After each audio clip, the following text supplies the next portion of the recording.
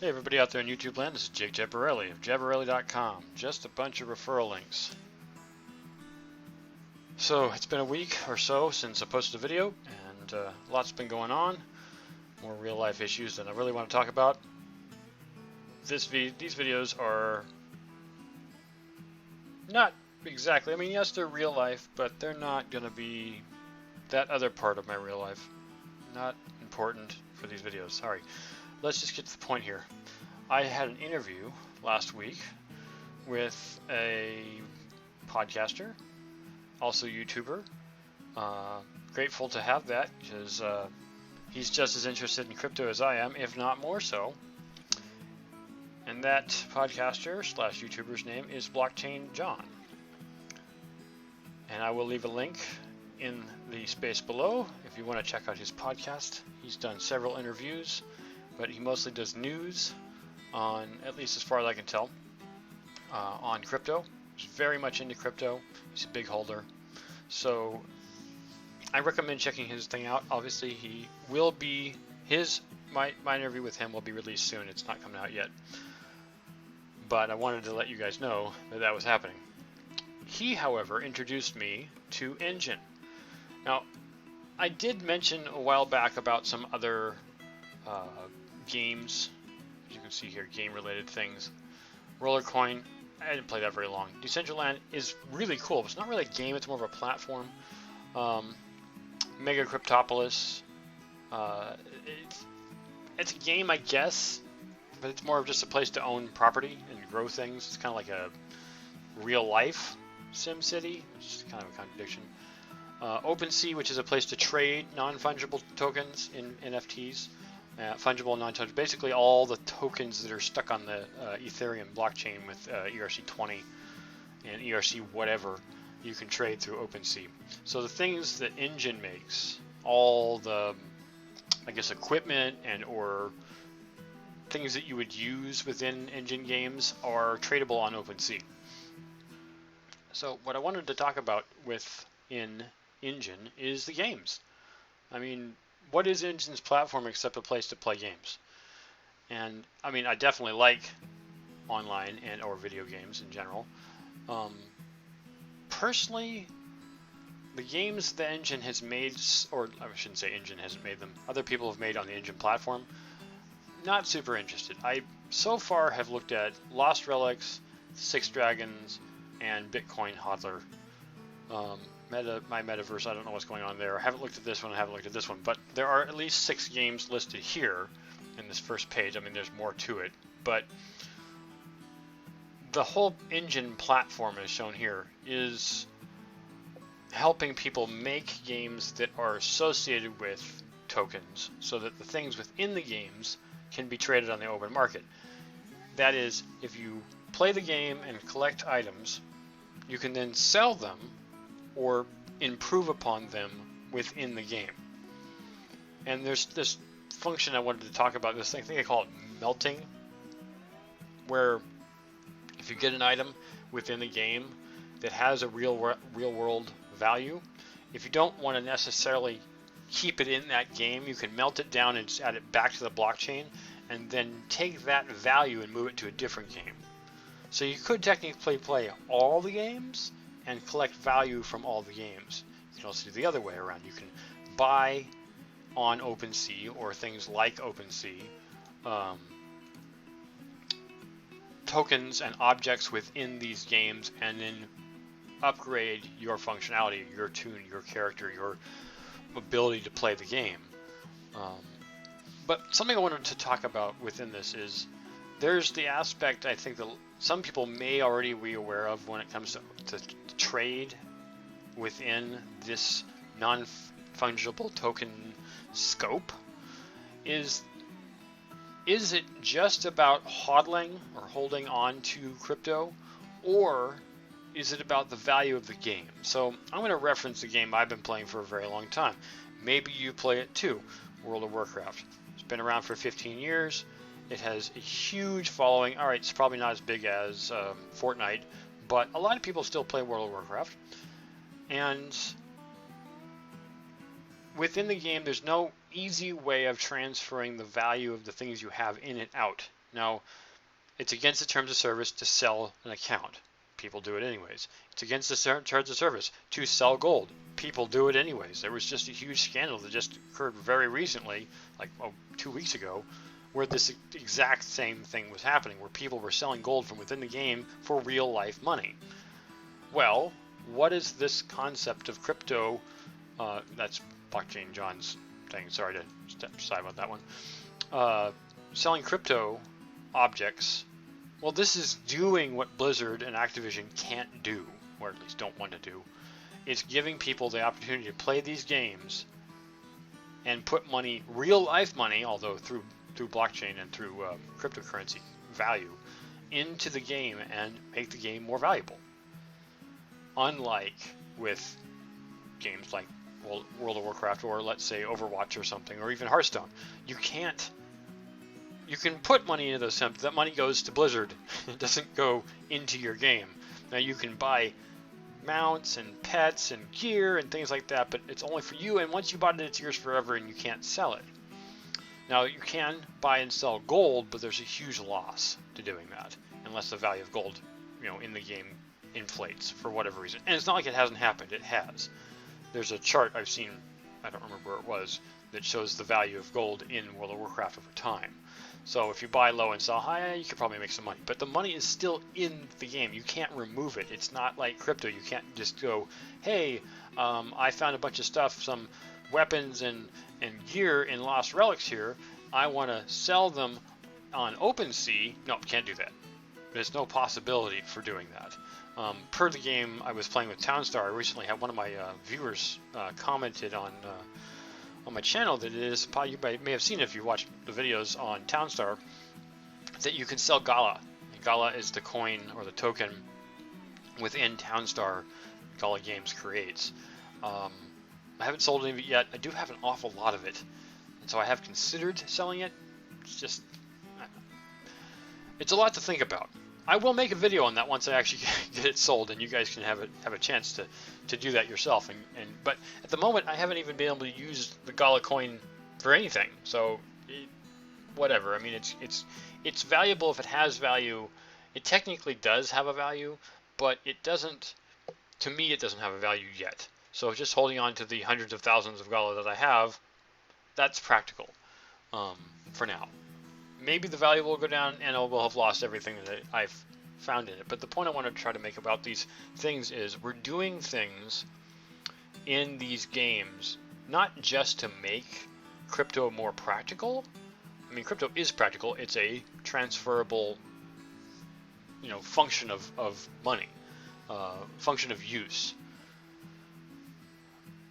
where a lot of games you can't do that. Now, one thing I want to make a comment about on this is these games. Maybe some of you have watched my channel. I know I don't have a lot of viewers and subs. Maybe people have actually already seen and played and liked these games. But at the moment, not a whole lot of people are into these. Now, we are at the very beginning. Not very beginning, like day one, but I mean within the first year or so of this. Now, Enjin's been around for a decade, so it's not like they're brand new. The company Enjin that makes the platform on which these games are made. But it's not catching on at the same rate. Now, if you play Steam or you play PC games, you can play these games. You can download them for those platforms and play these games. But on their merits alone, are these games fun? If they had nothing to do with crypto, would you still play them? So, I think the question I have for this, and this seems more metaphysical or philosophical, that's what we're looking for. It's looking more of a philosophical perspective, pardon me, that says, do you want to do this? I like playing games, but are these games I want to play? Yeah, I think Lost Relic is a game I would play. So, is it a game I would play? Yes. Okay. Is it a game I would put money into? Probably. I've definitely put money into World of Warcraft, but I can't take money out of it, right? So, is it of value to me to put real life money, not just time, but also time, into playing Lost Relics? Yeah, and I will be making videos in the future once I'm actually playing this game a little bit more. This is kind of just that overview type video to give people a general idea of what this is. So anyways, I want to give a shout out again to Blockchain John here, who does cryptocurrency chat. This podcast here, he's on, as you can see in the down here in the below, episode number 96 with more crypto news. He's got a lot of really interesting information, and I really appreciate having had the opportunity to be on a show. But he's really into this idea. He's a crypto fanatic. I would say I'm not a super fanatic, but I'm definitely interested. If it's not already obvious from my copious number of videos I've made on crypto, then I am into it as well. But Blockchain John told me about Enjin, and we've already spoken about Decentraland and Ethermon, which is basically the cryptocurrency version of Pokemon. It's something I can't say that I'm super into, but I do have an account and I am trying to learn how to play, and it's not a bad thing, honestly, but it's not something that I'm still understanding it. I'm still trying to learn it. I guess that's a better way of putting it. So yeah, I'm not going to sign it right now, but yeah, I just wanted to kind of give you guys this overview. I will be making more videos, and yeah, it's been a while since I made the last video about Enjin and about other games in it. Most likely about Lost Relic so far. That's my most interested. It's a over-the-head kind of Diablo style game. Not really real-time strategy, but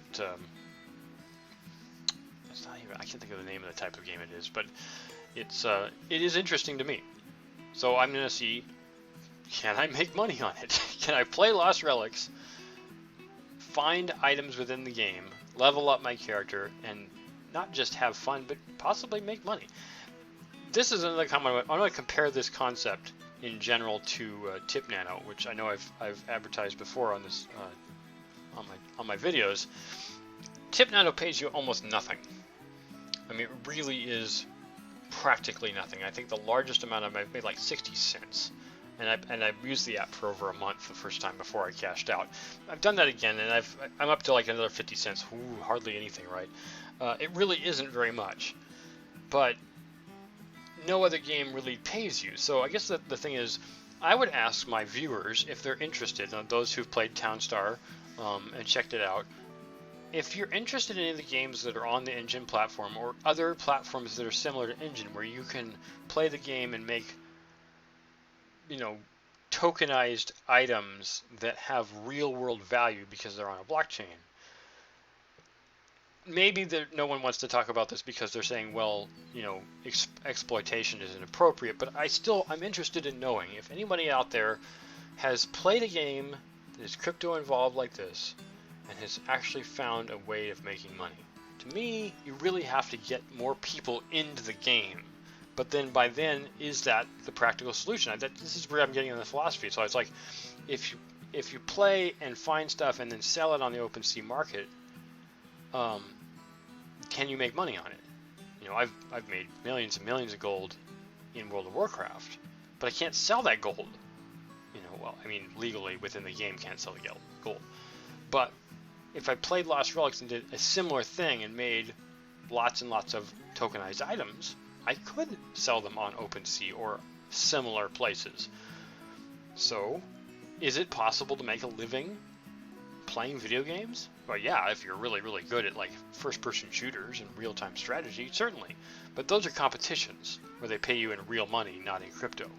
So, could you play these games or games like this, not having put money in, except for maybe transfer cost, and make enough money to live on?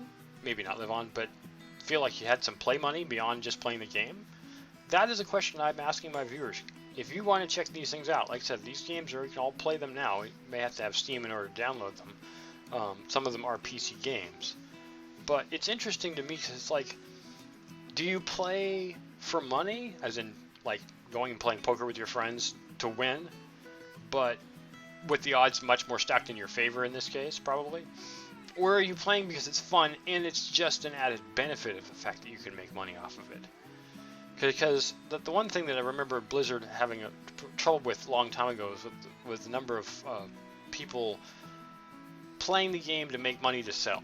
which of course was against the terms of service, and then they canceled. That's an illegal thing to do. But with this, you can do it because you can do it, and no one's stopping you. One of the things about melting down was that if a game ever went away, you could take all the real non-fungible tokens out of the game, put them on the market and sell them for money, or melt them down, put them back on the blockchain, and move them to another game. So you don't lose what you have. That's one of the things reason people sell their accounts in World of Warcraft, is because you built all this stuff up, but you can't sell it. I mean, according to the terms of service with Blizzard. But within Lost Relics or Six Dragons or Nine Lives Arena, you gather things in the game. They have real world, real physical, not physical, but like I say, fungible function, fungible. You can effectively move them around, and that's what I'm trying to get at. That's why I think this is fascinating and amazing. The scope, the potential for furthering the game function is amazing. I hope I'm not losing anyone behind in this weird philosophical, speculative thought process here. I really want it to be a real thing. I mean, it would be awesome if the games I currently play that are not these games had that functionality. I can't even, mind blown kind of concept. But I really hope that this idea takes off. And so that's why I'm promoting it. So check out the Enjin, check out the products, check out these games. Tell me what you think. I will be doing more reviews of these games to see if they're of any value to me. But there is inherent value, and then there is non-fungible token value as well. So tell me what you think. Thumbs up if you like, comment if you don't. You know the drill. Also, still doing the giveaway. I know I'm only at about 360 odd subscriptions, but we are coming up on 500 soon. I have gone through my comments, and honestly, I have not found a whole lot of Bitcoin addresses in there. If you guys want Bitcoin from me, you gotta leave me your address. You also have to subscribe. So, if you like what I'm doing, please subscribe. Please leave me your Bitcoin address. Those of you who already have, I have your Bitcoin addresses. You don't have to leave them again. And I will do this once we hit 500. I will make another call, and then people can put more of their Bitcoin addresses into the comments when that actually happens. But at the moment, I have so few coin addresses right now. Honestly, almost everybody's going to make money off of this giveaway. So, please, please, please, subscribe. Give me your Bitcoin address. Remember, it's your deposit address. I can't take any money from you that way. I can only give you money. And I will see you guys in the next video. Thanks for watching.